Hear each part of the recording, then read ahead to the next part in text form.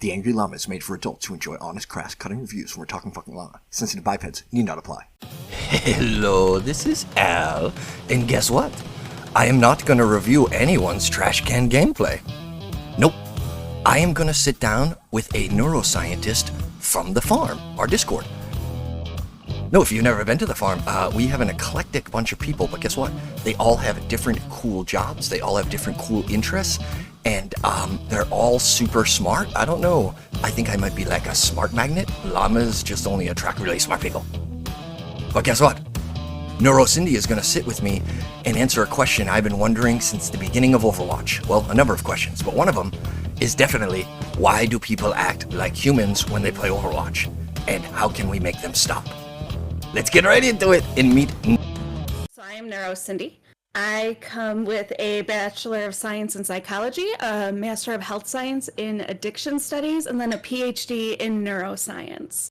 And I work as a clinical analyst and an adjunct professor for over 10 years now. Well, that sounds like you really dig the brain. I do. I love the brain. It's my favorite thing. Oh my God. It's honestly, when I talk about the last frontier, when I taught high school and had nothing to do with engineering, but that's me standing up there talking about God knows what. But I'm like, guys, the last frontier, it's not the ocean. It is not space. It is the brain. Like, we know so very little and there's so much cool stuff in there. Oh my God, I'm going to lose it talking to you, Cindy. I'm a little excited is what I'm saying. Oh, that's very kind. Yes, I love the brain. I think people make it really simple, but there's so much we don't know yet. And it's so exciting. Okay, cool. So the question has been posed, and you sent me a few pictures with, I don't know, copious amounts of notes, and I realized that you were a legit nerd. Amazing. What did you find out? Okay. Well, first, you had floated a theory to me. Do you remember what that theory was? So I saw an experiment on a television show, I believe called Vsauce, and that's like a YouTube thing about the brain. So I'm watching the Vsauce thing, and they showed an experiment where they would literally have a test subject touch an electric thing, and it would zap them, and they said, did you like that, right? They had like little questions, and it was very simple. Did you like that? Fuck no. A landmark study at Harvard and Virginia universities found that students prefer to experience physical pain over 15 minutes of boredom. To demonstrate the surprising lengths people will go to avoid boredom, we brought in an unsuspecting subject for what he believes to be a focus group. We begin by introducing a set of stimuli, one of which is very unpleasant. Oh, shit! What? Shocked the shit out of me. Touch it. Ooh, it did shock me. No, it didn't. Did it really? Yeah, it did. But He doesn't like it. Yeah, it really shocked me. Our fake focus test continues. So, let's start with the shock button. Jameson, would you choose to experience this again? I don't want to do that again. Why wouldn't you? Because it shocked me, and I can still feel it going down my forearm. Would you do it again? Absolutely not. What if we paid you? I don't think so. All this stuff, right? And then like, all right, the next part of the exam is we just stick you in a room for like 45 minutes in a chair. And next to them is that fucking zapping machine. Now it's time for Jameson's true test, the test of boredom. You will be in the room for 30 minutes. Please remain in your chair. Feel free to re-experience the electric shock button, or not. Okay. All right, the moment of truth. When the only two options are boredom or painful shock, which will our subject choose? He's not even looking at the button.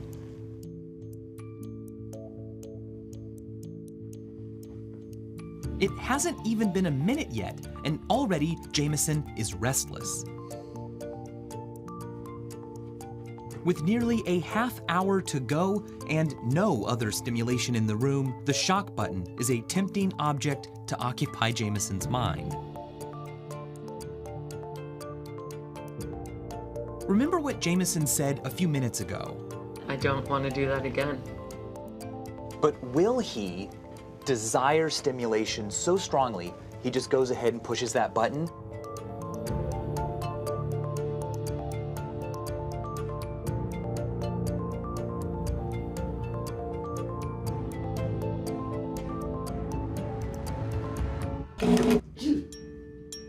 And God, if you don't know, like 90% of the people, after saying they wouldn't do it if they got paid for it, did it because they were fucking bored. They kept electrocuting themselves. That is objectively fascinating. It is. And I actually pulled the follow-up study. So they then took it a step further and used movies to induce certain emotions in people. So happiness, sadness, and then they did boredom to see if there was a difference there. Like, would the people that were sad be zapping themselves more? Ooh. And the answer was the only thing that mattered was boredom. Nothing else. So intriguing. Yeah. Does right? my theory, at least to a non-scientist and a quadruped, seems like it's holding water so far. I think it does. I think for some people that's definitely a factor, boredom and impatience. I think that might be a little bit age dependent too. Maybe your much younger people might not have that patience to wait, 15 seconds for everyone to respawn. Sure. In World of Warcraft, which I know you played as well because we're awesome.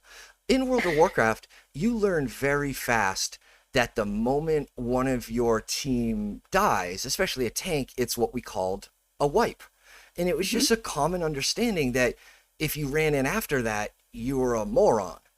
In Overwatch, there is not that general common understanding, and anytime someone seems to get called out doing that weird run-in by themselves, which happens in every fucking elo, guys, it's fascinating. So they run in, it's not intelligence, it's not skill, because it literally happens in Masters, literally, running in. So you have people run in, and then as they're running in, they're yelling group up, and then they die, and then you call them on it, and they're still not comfortable with the idea that that was their fuck up. They'll say something like, I was just peeking. I wanted to see this. Well, I needed to do that. It seems like everybody knows to group up, but they have an excuse as to why they're not going to do it. Right. Well, and I think that ties very nicely into like one of the other factors that I did, which is a personality type. And so this is the one that I think holds the least amount of water in my mind of why people do this.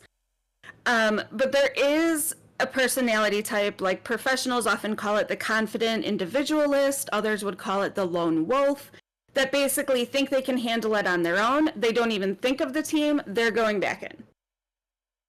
Just going. Like, regardless. So it's not even on their mind. So you're saying, like if we were to pie chart the reasons why people won't group up, although it is objectively the strongest thing you can do as a team to win. I looked at owl stats. That's a lie. I was told owl stats by an owl caster, so take that for what it is. But they said when a 6v5 breaks out, 80% of the time the 6 wins. So it seems like the simplest thing you can do in this game to increase your odds of winning is just go in with more people, yet we don't. Right. Help me. So the next thing that I looked at, and this blows my mind because, okay, so, everybody talks about classical conditioning with Pavlov and the dogs. There's also operant conditioning with B.F. Skinner. I believe he used pigeons, where we have rewards and punishments, or reinforcements and punishments. And so a reinforcement is something that encourages the behavior to repeat. So giving a prize or negative reinforcement is used in pop culture incorrectly. In this sense, it would be like if you took Tylenol when you have a headache, it took the pain away. So it reinforces you're more likely to take Tylenol in the future. Sure. Punishments, on the other hand, discourage the behavior, right? So if I give you extra chores because you did something, that's a positive punishment. But a negative punishment would be something like putting a child in timeout. And so when you think about the concept of timeout, the spawn timer is not really that different, right? Like you get killed and now you have to wait, depending on if you're in regular or overtime, anywhere 10, 15 seconds. Sure. So it should be, like logically, if we just charted this out without humans being the complicated creatures they are, it would make sense that they would be less likely to do stupid things to get killed, but we don't see that. And so the only thing that I can think is because You can skip the like replay of how you died, first of all, so that would kind of distort like what happened. Oh, okay. Yeah, and I think it's very easy to look at a replay and be like, this was not me being bad. This was just the other team being better than me. Also, within this discussion, what I think, especially with that Skinner stuff, the positive doesn't happen consistently enough. Here's what I mean. You yell group up, you get the group together, you walk in, you get ulted by like a tire. Mm-hmm. Those people are not grouping up again. They didn't see the value. Even though going in as a team was good, it got everyone killed, and now I'm not grouping up with you again. I'm doing my own thing. A lot of times I'll see people not think that it's as strong as it is, that 80% rule, where if you go in with 6, you win 80% of the time. I don't think they see it like that. It doesn't click for them like it does, I believe, for other people to see that. So the positive reward for waiting for your team, it doesn't show up fast enough, or it's not obvious enough for them to believe it's true or it's needed. Right. No, that's an excellent point too, because if we group up and then we all die, like, what did I learn? I learned it actually became more of a negative punishment again. We grouped up, we still died, I still got my spawn timer. I'm in timeout. Right. And I had to listen to this jerk, and I didn't get to play for 10 seconds. Literally, I had one of my best friends. We were in bands together for years. He's in California, and I'm yelling at him on Overwatch because that's how you get, right? And I'm like, dude, back up. And this is back when Brig was like a tank. And the dude just wouldn't group up. He didn't understand the concept. He thought it was COD, right? But I'm getting so pissed. I'm like, group up, group up. They finally group up. We're all standing by our spawn. A tracer pulse bombed us, walked away, blew everyone up. We just quit. It was like, fuck this game. Like, it was, I finally got everyone to group up, and we got pulse bombed. Like, it was just the exact opposite of positive reinforcement for my friends to learn how to group up. Horrible. Well, bringing up Call of Duty is a good point, too. Like, this is often marketed to people as a first-person shooter. And if I walked in as a first-person shooter player that didn't have any of this, like say I only played Rainbow Six Vegas, I wouldn't inherently know, like, oh, my tanks need to be in front of me and my damage should be in front of me because I'm a support player. And so when you don't have that knowledge, I think that's an impact too. So. It's fascinating to me. They would put out a game that requires World of Warcraft understanding of composition, positioning, and roles without ever telling anyone. They literally assume these people are going to come over and go, oh, this Ana character's a fun sniper, and I can heal. I guess I'll heal. No, I want to be shooting shit, and every now and again I'll heal if I want to, because that's what you think you have. You think you have a character that's in a first-person shooter that has cool stuff to do, but it's not like you have a job. Blizzard never explains it. I'm not going to go down that road, but it's infuriating. We just need to teach people how to play the game. They would understand so much more if we just gave them the basics. Like the people like you and others who've come from WoW or Team Fortress 2 seem to really understand these concepts a little bit better. Yeah, and I didn't make the connection to WoW until you started saying it, and I was like, oh, it totally is. Oh, that's interesting. And yeah, because you naturally, or you intuited your job, but that's based on all your WoW experience, right? It just made sense. Yeah, I mean, I was a Resto Druid in WoW when I was raiding, and then I am a Moira main, and I'm not a DPS Moira. Right. I'm more of a heal bot Moira, so... Oh, that's good. All right, so in the end, that study where people electrocute themselves is kind of holding water, where we feel that people are so bored or are bored enough and they don't see the positive benefit enough or the correlation between teaming up enough that they'd rather go for their superhero move pick than the team thing because they don't see that as the win condition. Right. And how do we change that?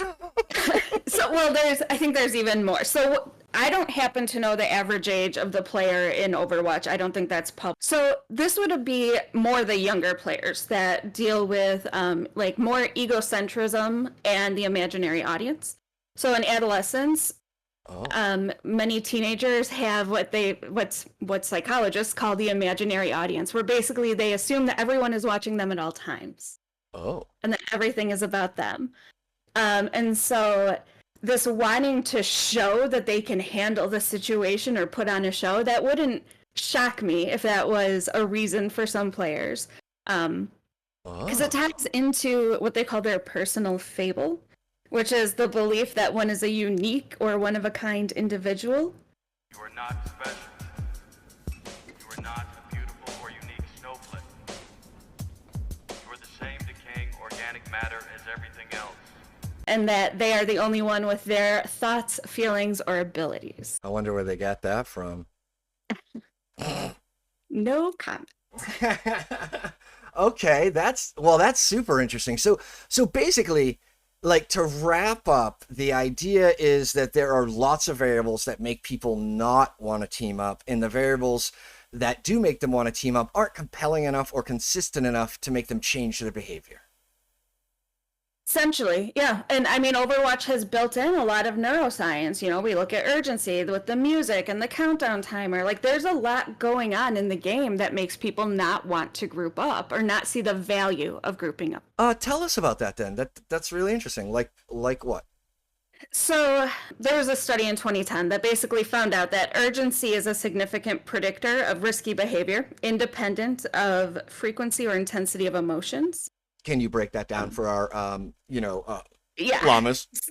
So basically what it's saying is that if you view something as being urgent, it doesn't necessarily matter how you feel about it, you're going to act faster. And so we look at Overwatch, and like, I would love to do an experiment where we could hide the countdown clock and hide the music from people and see how they played then. But as you're getting closer to time running out, that music's escalating. Athena is there being like, 1 minute remaining, 30 seconds, 10 seconds, everything wrapping up that like, oh, you're running out of time, go, go, go, go. And so when people hear that, they naturally just want to go. And I don't think people stop and think, how long do we actually have? So I asked the community what the absolute longest spawn to point time is in the game, like with the length. And then I ran it. Everyone says Orisa is the slowest, and then others are saying no, but I ran it as Orisa, and it's 35 seconds, which means there's a lot of times that you have time to group up and still make it there in time. But people don't think of it like that. They see, we have 40 seconds left, we gotta go. No, I see that anecdotally quite a bit, even in good players, that 30 seconds. I never did the correlation between the music or any of the urgency, but now that you've mentioned it, anecdotally, I have to pull people so hard on their bit, like the reins, and go, no, we got time, just wait. Because there's still 20 seconds, but our main tank's going in, even without any healers, but he just had to wait 5 seconds for those healers. But yeah, anecdotally, that's the hardest time I have trying to get that team to just, trust me, there's time, we'll get there. And I mean, it makes sense too. We think about it like it's an exciting game. You have epinephrine going, or adrenaline. They're the same thing.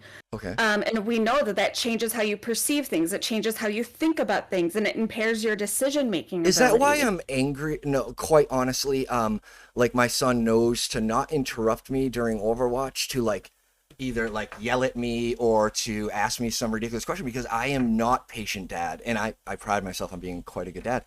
I am just unapproachable, and I don't know why. I just call it chemicals, but I'm not in a good fucking mood, whether I'm winning or losing. I am amped. I'm in like fight mode. It's weird. Is that the adrenaline? Yeah, I would say so, probably. Wow. Yeah, epinephrine. So a neuroscientist generally says epinephrine, and more of like an endocrinologist or people that care about things below the neck would say adrenaline. But either way, it really has an effect on the entire body. And so it doesn't surprise me that your mood or personality shifts when you're really involved in a game. It takes a good amount of time for me to like be a normal human again. Like, I'm still me, but all of my patient filters are they're non-existent. So do you notice a difference between like quick play and arcade versus comp? Yeah, absolutely. Yeah. Yeah, and winning and losing. I would say probably the only thing that lets me see red is when my computer or my hardware is not doing, like, I don't mind losing, I don't mind missing a shot, but if my mouse is just holding in its left button and I can't get that to stop, or like my left key, like I've got this razor. Anyways, the only thing that actually makes me mad, like actually like childlike tantrum, is when my mechanical shit is not matching what my body wants to do because it's broken. That's a little fascinating. Weird, yeah. Like I don't think I've ever gotten mad at I you know what's, hey, this is a question for you. I've noticed this quite a bit between streamers. Okay. Gets mad. I might blank out his name, maybe not. You can tell gets amped during the game, because then when he writes later, he's very measured, very appreciative of everybody. But during the game, he can be pretty toxic and gets angry. And I think that's chemicals. That's his epinephrine. Yeah. Interesting. But here's my question. Why is it that almost always is mad at someone, and yet no, it's not that I'm not mad at someone. I'm usually mad that I'm not, like, the maddest I get playing is when I'm not doing well personally, and I just get mad at myself. Why do some others get mad at the others instead? Like, where is that line? Is that neuroscience? Is that just behavior? Like, oh, what's the difference there, I guess, too? Jeez. So there in psychology is something called your locus of control. And so internal versus external locus of control. Internal locus of control, basically, you blame yourself for everything. Good things happen because of you. Bad things happen because of you. External, it's always someone else's fault, or there's some external reason why something bad happened. Interesting. Yeah, and they both have their pluses and minuses, but I think that's exactly what you're seeing there, is an external versus internal. Yeah, I see some streamers get mad. You can tell they're real mad at themselves. Other streamers, the first thing out of their mouth is like what other people are doing wrong and how that caused X. And it's consistent. So I wanted to ask you, I've been meaning to ask you that for weeks now. So that's cool. All right, so there's something called the locus of control. Of course you'd have a cool phrase for it. That's why I went to school. Just learn cool phrases. Everyone thinks you're smart. It's my pro tip. Oh my God. Cool phrases 102 with Cindy. Hey, so you took a bunch of notes and you had a bunch of thoughts. What else is on that paper that you want us to know about?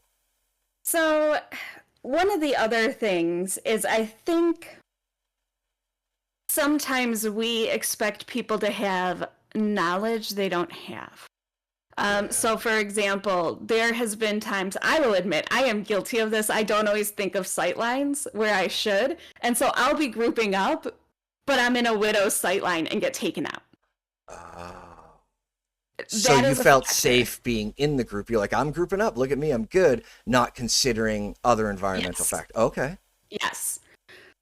So I think that's the thing. The other thing is players that like can't see the forest for the trees. And so if I'm really focused on, like, I have my 3 Post-it notes and I'm focused on doing those Post-it notes. Sure. I'm going to just keep throwing myself under the bus. I can tell you as a support player where the other support is and where the tanks are. I can never tell you where the damage players are. But that's pretty good. I mean, that's pretty good. Like, all of that comes with time. I bet the first X amount that you played, you couldn't tell us where the other support was, right?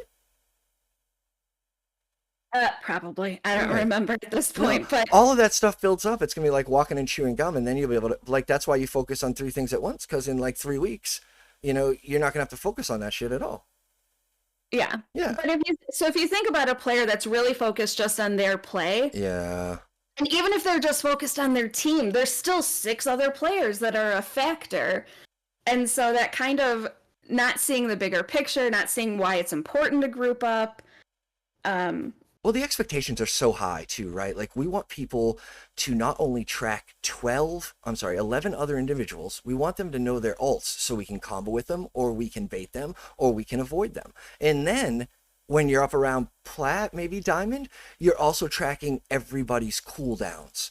So you know when someone has hook, you know when someone has this, I mean, it is gross how much data is going through your mind at once, and how it's not even possible to communicate the number of variables I think about rounding a corner. Like, not that I can't calculate, but I can't articulate it in my voice. I was honestly thinking about doing a video where, like, on New Bonnie, you're coming out of attack, you go around that bus, and I just want it to be like kind of enemy of the state style, where it goes like, these are all of the considerations I'm making right now, right? Like, who's on high ground? Are they supported? What are my tanks doing? Do I have dive tanks that can go get them? Do we have someone on the left just being cheeky? If they are, can we get them? Are we going low? Are we going high? If they have a Junkrat, are we going that top route? I don't think we should. Let's go left. Oh, they've got a Pharaoh. We can't go by the edges, right? There's just consideration after consideration after consideration that when I explained it once on Reddit, someone goes, there's no fucking way I'm going to think of those 17 things before I pull the trigger. And it's like, well, then you're not going to be up here. Like, it seems like that's what it takes. And to me, and I know this isn't the question I asked you, but I'm always wondering if there's a brain capacity issue at play. Someone's CPU's not fast enough, they can't store enough RAM, meaning all the variables at once. Is there a physical limitation to the brain to which some people will only be able to track X or be able to handle that many variables at once? An interesting question. I would say yes, but there's a lot of factors that go in. So whether someone is on medications, if someone's drinking, the amount of stress they have in their life, how much are they sleeping? Like, there's a lot that can impact that. Right. So if you're tired, say Sync's 24 hours not sleeping and doing the Bronze Bandits, he's probably not calculating at the highest level. Right. And you said something else about, like, having this goal of wanting to climb. And I think that's interesting because I don't know that everyone has that goal. Oh, right. I am a competitive prick. Yeah, that are content being in gold. Like, I am not a gold player. I could pretend I'm a gold player and be fine with that. Sure. Maybe I don't want to move up. So. Wow, that wasn't even a consideration on my radar. Right, yeah. Like, I don't want to get better. Just leave me alone, dickhead. I want to play the game. Right, because why am I playing? Right? Am I playing just for sheer enjoyment? I think it's a fun game. Am I playing because I'm, like, a serious gamer? Like, right. All the different motivations. It's really easy. Humans are so complex to, like, try to pick apart little things and, like, say why someone is doing something is so hard. And then the only other thing that I had, I think, written down that I don't have proof of this, so it's completely a hypothesis. I do wonder if it matters which position is telling people to group up. Ooh. Between, like if people are going to take tanks more seriously or supports more seriously than a damage player. Oh, I think intelligent or informed players probably would put weight on the different roles. Sure. Your main tank is yelling group up while he's kind of like standing at attack ruins, you know, you're like, okay, we're really doing this. But if it's a sim, you're like, I don't know if anyone's listening. Yeah, and that gets into the other part of, like, implicit biases, and we know everyone has implicit biases, sure. And some we don't even think of. Like, we know that people tend to listen to men more as a more. I knew that was coming. Than they do women. Yes, absolutely. So if Reinhardt says group up, I would bet that more people will listen than if Mercy says group up or if Diva says group up. You're saying just the character voices. I was thinking on comms that women I see face the moment there's any sort of tussle back and forth, it's no longer about the game, and dudes immediately just get misogynistic as fuck. So like, but honestly, as a woman, I think the moment that happens, I go, oh, well, I won that argument. They're on to how I look. Sweet. You know what I mean? But it's pretty shitty. But I'm going to say this too. Kids aren't listened to as much as basically adult men probably have the easiest time getting those to listen to in comms. Or at least deeper voice for whatever reason. Right. And I know a lot of women that don't talk in comms for exactly that reason. Yeah, why deal with it? Why deal with it? That's why we need guilds, Blizzard. We need guilds, you pricks. Because there are people that literally love that kind of humor, and there's women and men, and they can get together and wear fun hats, and they can have their own little guild, and I don't have to deal with them. And then there's guilds that want to not have any of that shit in their face, and I want those people around me. And it's okay to be the other people. I just don't want a game with you. Guilds, please. Yeah, I think guilds would change the game and make it easier for a lot of players to feel safe. Yeah. And just have fun playing this damn game. It's so fun. Like, we were doing scrims. I don't think you were around last night, but we did scrims with the farm, and there was such a disparate level of metal ranges, and everyone was just having so much fun. It was cool. I'm like, oh, this is what the game could be if Blizzard had a steward that gave a shit about how people interacted with the community. Yeah, well, with the departure of Jeff and bringing in Aaron, I think that there's a new feeling coming about Overwatch from Blizzard. Aaron keeps saying all the right things, at least when he's asked questions. It feels like he's like, no, PvP, no, toxicity, no, Matt. I think they're learning. So it will be nice to see Aaron step up. Yeah, I'm excited about it. So, Cindy, do you promise to come back in, like, say, a month or two when we've gamed a whole bunch more and you have some new assessments on said questions? absolutely. Let me know if there's any other questions that come up. I'm happy to take any of these on. Ooh, this is fantastic. All right, guys. So if you do have some questions, I'm not going to make poor Cindy this a part-time job, but if you do have Overwatch-based brain questions, put them in the comments and we'll do a next episode and answer those, because Cindy, 1, loves to game, and 2, loves to understand the brain, and 3, wait for it, went to school since the dawn of time to do this. So let's actually utilize that skill a bit, huh? If you count all the years I was in school, it's 26 years. Mother of God. You guys, I don't know, like by 20...